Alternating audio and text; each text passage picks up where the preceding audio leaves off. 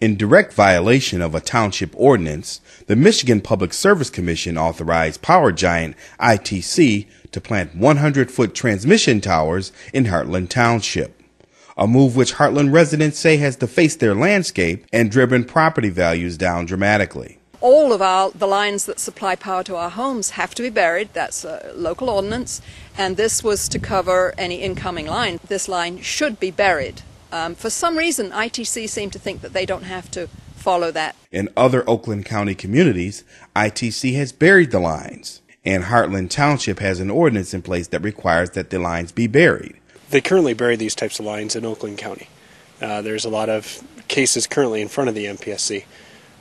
Why is Livingston different than Oakland County? We came out, we moved to this area for the country to get away from those power lines, and we know that none of the ITC employees live near these types of lines, so why would we be burdened with it? The residents of Hartland are not only concerned about steel towers in their yards, they're also concerned about the electromagnetic fields the lines can produce. This is especially true for this family whose child is a recovering cancer patient.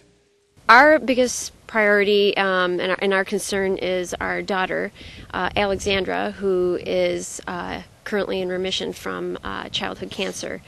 And with high transmission lines, we've read many studies that there are risks associated with the EMF that has come from these lines. There's evidence to support the couple's concerns. Some researchers have looked at the possible associations between electromagnetic field exposure and breast cancer, miscarriages, depression, suicides, Alzheimer's disease, ALS, or Lou Gehrig's disease. Their family doctor has given them this instruction.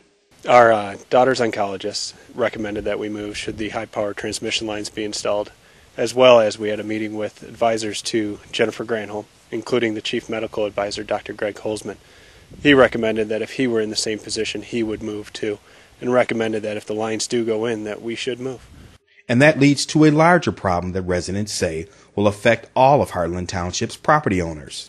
Well, my thought is I'm scared about the loss of property value. My future plans are to stay here, and by staying here I'm trying to maximize my retirement, as I'm going to do splits later on to fund my retirement. I don't have a structured retirement, and now to have a third of my property value taken away, I'm scared. We were trying to sell our home during the summer, and the potential loss that we would face on our house is about 30%.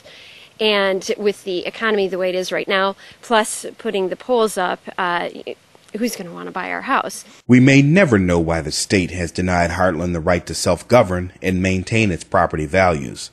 But if it can happen here, it can happen anywhere.